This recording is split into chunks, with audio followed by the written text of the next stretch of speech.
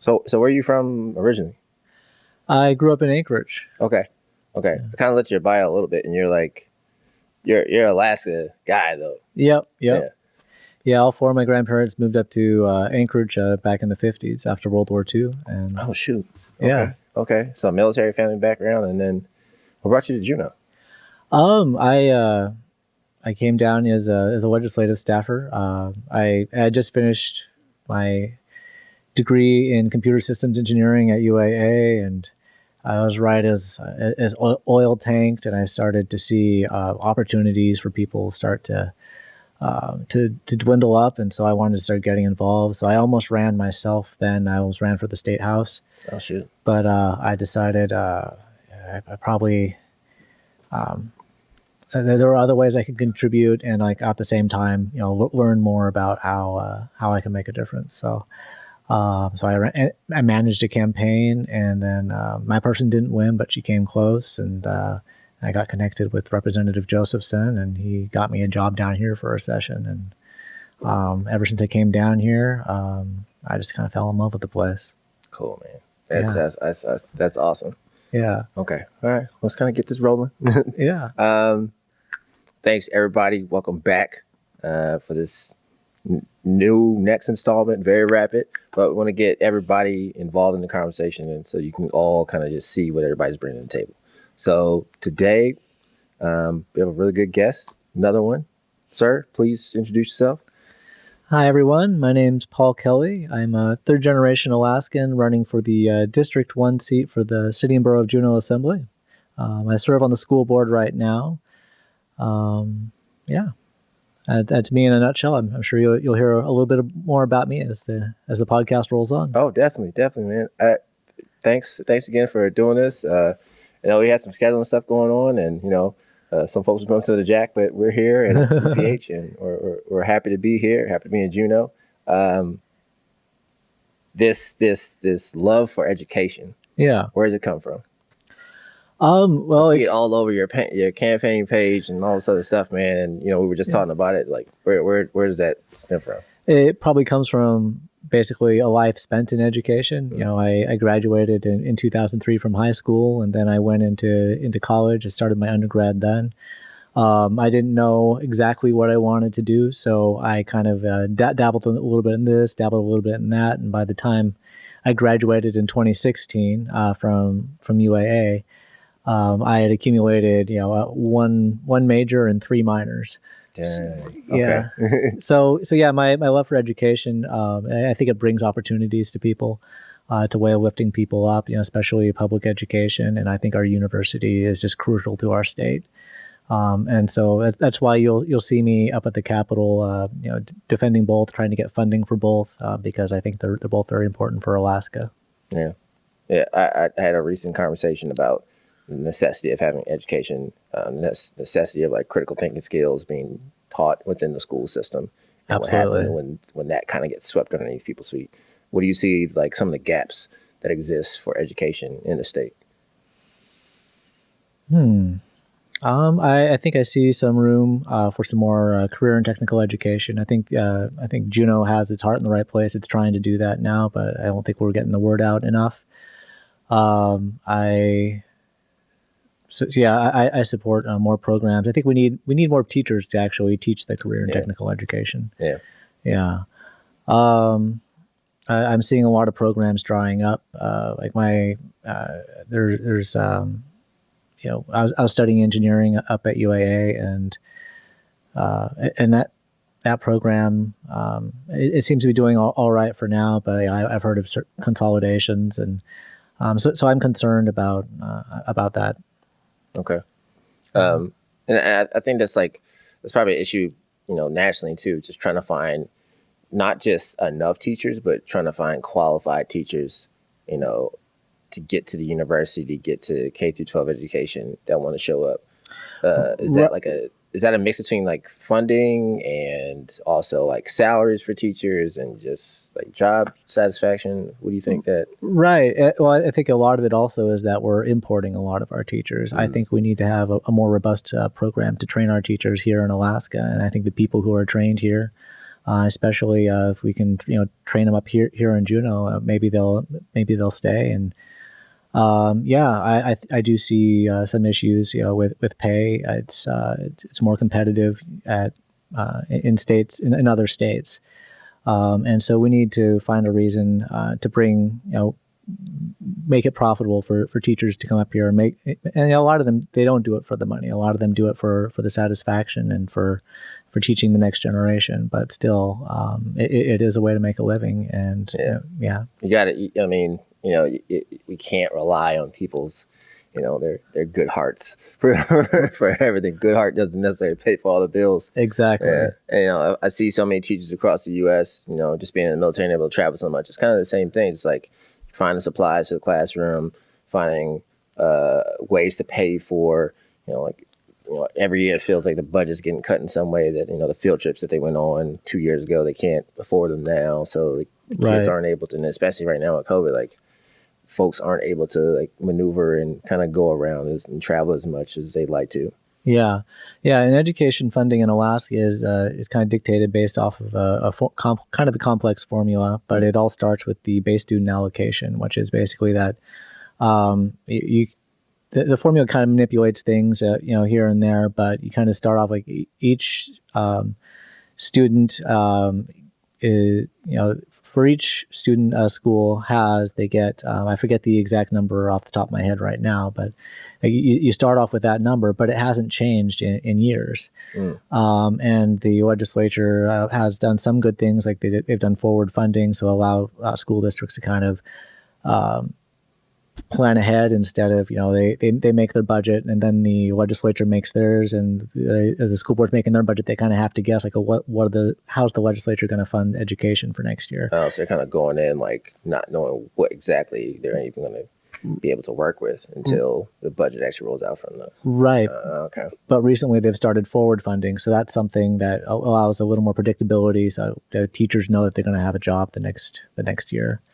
Yeah, and that's difficult because, I mean, if you want people to stay, like, you really got to give them, like, some, assurances that, that they're going to have enough for math, which, seems like, oh, it's a given. Not everywhere you go. Exactly. Yeah, there's been a couple places I've lived where, the schools lost their accreditation because they just can't pay their teachers enough to afford where they live.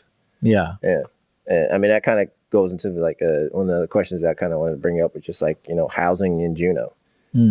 What are your thoughts on that? Obviously, folks who are here, they've seen in the last couple of years that, housing is limited here already, but now it's getting even more expensive.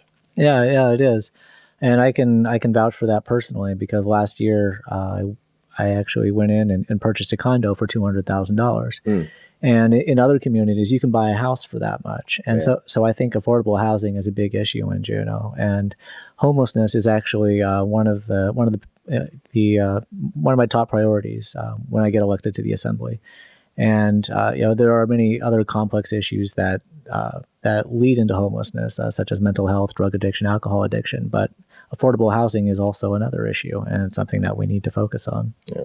What do you think some of the fixes are? There's one thing to be like very responsive, but I feel like the best, remedy is just like to be as preventive as possible. What do you think some actions that we could take to like kind of stem those issues before they actually, grow into homelessness or, addiction or? That's a good question. Super loaded. I know I'm just like, hey, can you fix all these problems real quick? Well, yeah, and I don't think anybody can come to the table and claim I'm going to fix homelessness tomorrow. People have asked, like I mentioned that homelessness is one of my priorities, and as I go door to door, people ask, well, so how are you going to fix it? And the truth is, I'm not going to fix it, but I can work towards reducing it. And I think one of the main keys to reducing it is making sure that people have the services that they need in order to recover. And so I support some of the things that the Juneau Housing and Homelessness Coalition is doing, such as consolidating services all in one area. I wish they could do it where the people are already at. But I guess as long as the people can get there, and they're having the new Southeast Community Center that'll be going up next year, and it's going to have house places like the United Way, like NAMI, and I think having that in the same area as Housing First, having that in the same area as the Glory Hall, I think having all of those services consolidated in one space, it's going to make it easier for people. But it's already a difficult journey, especially like you're saying, like, what can we do before? And I think that's a good focus to have. I'm not sure yet, but I think when people are already in that situation, how can we help them recover? It's make it as easy as we can for them, because it's already a difficult journey. Yeah, definitely. I'm a big mental health proponent. I post up about it like all the time, and I have like hard conversations with our folks. Outside work and inside of work about mental health, and I see addiction as like a response to some type of trauma. Right. And then homelessness is just the next step after, like when you can't meet your social economical responsibilities, paying your bills on time, paying your rent on time, mortgage, showing up to work. And I mean, whatever's weighing you down, be, anxiety, PTSD, whatever the case may be, and you can't show up for yourself, it can be stemmed at some point, but you got to have training and people aware and knowledgeable of these things. So it's not just like, Bob's a drunk, blah, blah, blah, blah, blah. It's like, well, Bob did X, all these things happened, and this is how it's manifesting. Yeah, exactly. I see the issues kind of, just walking around in town, and I see folks dealing with stuff. So it's sad because it's so problematic, globally. I think if we could find some way to like train folks so it's not such a mysterious kind of super esoteric, pathway that, it's a normal conversation we have. And I think the last couple of years, mental health has kind of come to the forefront. Right. And it's good to see candidates like yourself, like all the other candidates that I've interviewed and going to interview, that, that's something that they've all touched on. What else are you focusing on in your campaign? What's something that like kind of speaks out to you personally? Well, the homelessness, I think, speaks out to me personally because that's one of the first things I noticed. But I think the top 3 priorities that I think are most important to my community, and that's really why I'm doing this. I'm not just doing this for myself. I'm doing this to be a part of my community. Mm. And I think over the last year, a lot of Juneau small businesses have really suffered as we last year we didn't have a cruise ship season. This year we had a mitigated cruise ship season, and so I think we need to focus on economic recovery. And I think I actually did a paper on this. So I'm studying for my master's in public administration at UAS right now. And this last year, this last semester, I was given the assignment: choose an issue that's important for you, do a policy analysis on it, and come up with alternatives and possible solutions. And so I started off with the approach, well, I think Juneau needs a more diverse economy.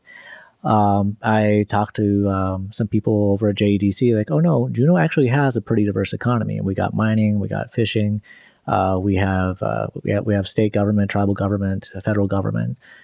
So we actually have a pretty diverse economy, but where we don't have a lot of diversity specifically is our tourism industry. We're really dependent on cruise ship tourism. And as I started walking doors, that also kind of jived with people. Like they, especially when I was going downtown, because that's where you see a lot of the impact of cruise ship tourism. Mm-hmm. And so what I believe we need to do is we need to diversify our tourism industry. So we need to find, especially if we can do it during the off season, we have high vacancy rates. We need to bring more independent travelers here. I think the Assembly's decision to hire create the new position for the tourism manager. I think that's a good idea, because I think maybe that person can help work with mitigating a lot of the traffic downtowns. That way, the people who come, they still get to enjoy Juneau. The people who live here get to enjoy Juneau. The small businesses get to make their money for the season, and also we collecting our sales tax. And so, yeah, I think we need to diversify to include more independent travelers, and I think also more cultural tourism. And by cultural tourism, I mean a few different things. Juneau already has a pretty, we have a pretty diverse and long history before colonization. And I think people are curious about that, and I support that, and I think that's a good way to bring people here. I also support bringing conventions here. I think Juneau also has like a kind of a budding art scene, a budding definitely. theater scene. But right now we have Perseverance Theater and we have high school gyms or high school auditoriums, and so I think something like using federal dollars to bring the new Jack here, I think that'll bring conventions. I think that'll help boost our theater scene. Maybe bring people from around Alaska or around Southeast at least, and I think those are the two other areas that I would expand tourism to include. No, 100%. I mean, Juneau's a very interesting place, even compared to a lot of other cities in Southeast Alaska and Alaska as a whole. I remember talking to one of my buddies, and she was saying one of the reasons why she moved here specifically because she wanted to go somewhere where she could hike, fish, and go skiing. Right. Right. And it's not like, oh, I want to go on a hiking trail. No, I want to go on multiple different types of terrain and this, and be in close proximity to, my home. Yeah. And I mean, just going to other places like, Ketchikan or Skagway or Haines or Hoonah or just any of the other, like, really well-known cities in Southeast, like Juneau is very, very, very rare in having the ability to attract like all those different types of outdoor sports and Right. outdoor events and whatnot. And it can make a really big impact. I just, like you said, like reaching out, using the tourism industry, and especially in the off season, and trying to figure out like, hey, how do we get these people here? Exactly. Yeah. I think that's one of the things that actually attracted me to Juneau was the hiking. I mean, I first came here and I was just coming down here for a session. I didn't have plans to move here, but the mountains were like right there, and they're beautiful, and like they're just asking to be hiked. So yeah, I'm trying to. Last year, I think I hiked Mount Juneau for the first time, and I summited it for the first time. And I did Thunder Mountain for the first time. And this year I haven't been able to hike as much because I've been on the campaign trail. Yeah. But next year I hope to maybe do Mount Jumbo and Mount Roberts. Okay. Yeah. Knocking them all off. It's a it's a goal. That's kind of the story of my life, just setting goals and working to achieve them. Okay. Appreciate that. Yeah. I can understand that fully. With the richness that, like you said here, for cultural richness and cultural diversity, how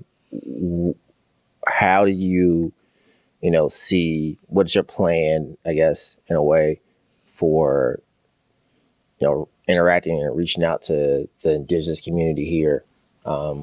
What are your steps to involve them more so in, your campaign ideas, or just the ideas to evolve and grow Juneau? Like, what's your position on the involvement, or that, to bring them in, to enrich their communities? Like, this is their home before, or any of us got here. So yeah, I think it's really important to keep a dialogue open. I'm serving on the school board. We already have a pretty robust partnership with the tribal organizations. And so I would, work with those same connections that I built that way.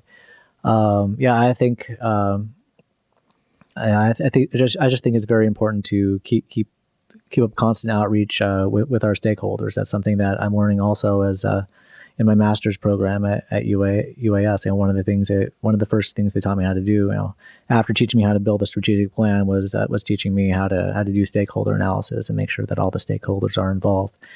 And I think I do that pretty naturally anyway. When I was running for school board unopposed 3 years ago, I was unopposed. I didn't have to reach out to Tlingit and Haida, but I went and I made a point of meeting with President Peterson and seeing what the issues that he thought were important. And so I would continue to do things like that. And I like how President Peterson does call in. Like I was at the assembly meeting when he was talking about the fireworks and that sort of thing. I think encouraging more people to call in like that, talk about the issues that are important to that community. And I think personally, like trying to go where they are, come to they have one. We're sitting here in the Elizabeth Peradovich Hall. I think, and I would go to their luncheons, pre-COVID, and I post-COVID. I plan. They're still doing these luncheons, so yeah, I think just going where they are, reaching out to them, letting them know that they have my ear, listening to them when they call into assembly meetings, and really taking their input seriously. So that's my plan in a nutshell. I think that's what a lot of Black, Indigenous, people of color like organizations have dealt with. I think that the seat at the table is good, but it's like the action that needs to actually follow through. Right. Not just the talking is good, and there's been centuries of that. And I feel you when you're I can feel your honesty in that you want to actually bring some action and do some change and like really involve folks. So we don't have the entire community involved, then we're going to alienate some folks, and then we're just kicking the can down the road. Yeah. Down the road, and the same problems we're having right now we're going to have in 50 years. Right. We haven't actually done the action and done the work now. Yeah, I think one of the great contributions that former Assemblyman Rob Edwardson brought to the table was he proposed the Systematic Racism Review Committee, and I think it's great that that's taking off, and I think they got a template down and they're ready to get started on helping the Assembly to avoid systematic racism. So yeah. So you're a family man, right? Not quite. I'm actually single, but. Oh, okay. You're single, everybody. well, sort of. I mean, I'm not married. But, okay, I got you. Yeah, got you. How does that community for, especially like for childcare, how does that speak to you? Like, what do you think, dealing with childcare in this community, like how we said before, with the cost of living, cost of housing kind of going up, do you think that there's some, you have any ideas like in that realm? Well, I supported the Assembly's move towards subsidizing childcare. I think that's been an important step, especially for families my age. I am actually currently dating a single mother of 2 kids. Okay. And so yeah, that's something that she's really been able to inform me about as well. And yeah, it definitely gives you a unique perspective in seeing like how difficult that can be. I grew up in a single parent household with my mom remarried, but yeah, I understand like that struggle. Yeah. And how it can be difficult just with two parents, let alone one. Yeah. Yeah. And so serving on the school board, one program I've been supportive of is Rally. And that's something that is actually funded outside of the school district's operating budget. So that's something that the Assembly would have budgetary power over directly. And so I would continue to support that. If we can find more resources for Rally, I'd like to maybe see it expanded. So that way more families can find affordable childcare in Juneau. Is that taxpayer funded, or how's the Rally program like funded?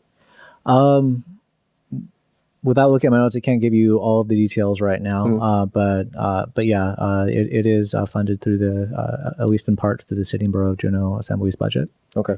Yeah. Well, I can feel that. Definitely feel that. Especially because prices aren't going down anytime soon. Right. And we kind of touched on like small businesses, and then the open air market's going on right now. Yeah. Finding inventive ways to make small businesses still be able to operate and function is imperative right now. It is. What do you think, as a potential assembly person? Like, what do you think some steps can be taken to like ensure that whatever the next couple of months look like with everything going on, like how can we safely keep operating and working? Well, is it more outdoor events like, how we got out here, or, Well, it is getting towards the winter, so that something like this might be here. But I think this has been great for small business. Like I was actually, I took a few minutes away from my booth and saw a lot of the vendors here, and people have a lot of great ideas.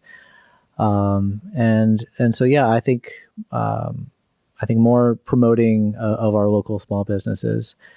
I think. There's I don't know if you've heard of the JEDC's new frequency app, which you load it with money that you can only spend at a local small business. And I think something like that. I think that's a great idea. We need more ideas like that. And there's no lack of ideas with Juneau's small businesses. Like I just ate some. I'm not sure exactly what they are. There's some kind of chip that's made with different kinds of seafood. Like you could have it like a sea cucumber. I got smoked salmon, and there was a third option.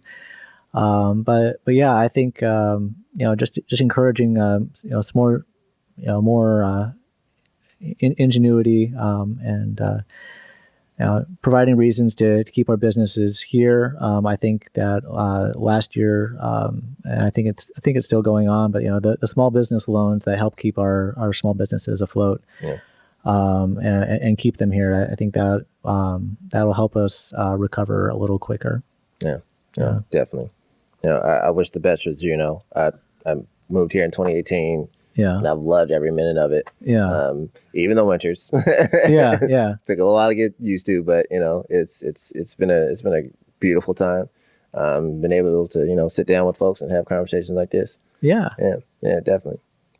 Paul, thank you. Thank you for taking some time out your day on your Saturday, on the sunny Saturday in Juneau. We don't get these often. That's right. Yeah.